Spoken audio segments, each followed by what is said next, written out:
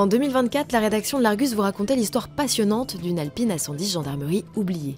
La berlinette réformée avait passé plus de 30 ans dans le garage de son propriétaire de l'époque, jusqu'à son rachat par le fonds de dotation pour le musée de la gendarmerie nationale. Après des mois de travail, la 110 restaurée s'est révélée lors du salon Rétromobile 2025 en présence de Jean Todt, le président d'honneur du fonds, et le résultat est tout simplement bluffant.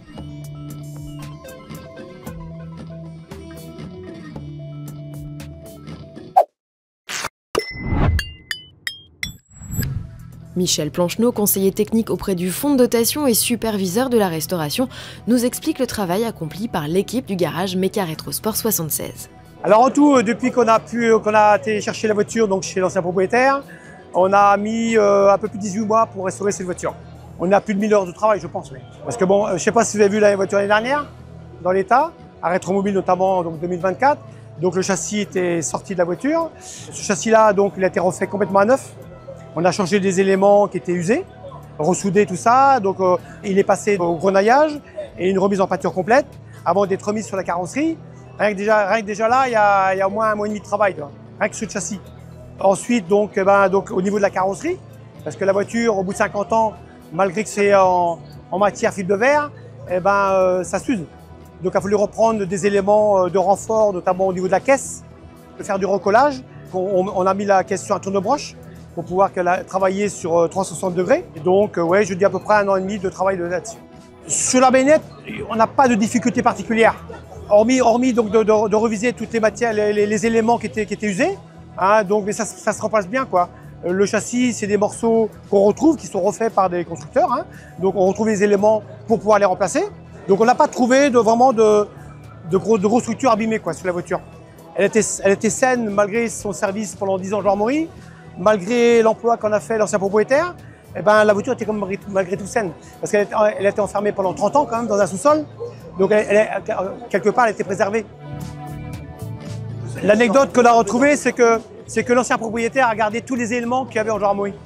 Et ça, on a été vraiment surpris. Notamment quand je parle des éléments, c'est tous les câblages spécifiques pour que la voiture soit employée par les services de la gendarmerie.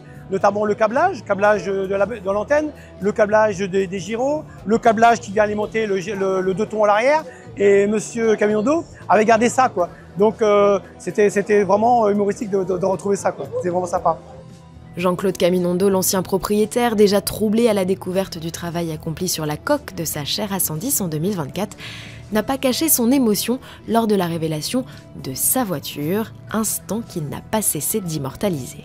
Une grosse émotion de la revoir toute neuve, alors que quand je l'ai achetée en 79, elle avait déjà 8 ans. Donc l'âge avait déjà fait son effet. Vous voyez, peinture mate, patinée, un peu décolorée. Et là elle est toute neuve. Bon, je ne chiale pas devant vous, mais c'est pas loin.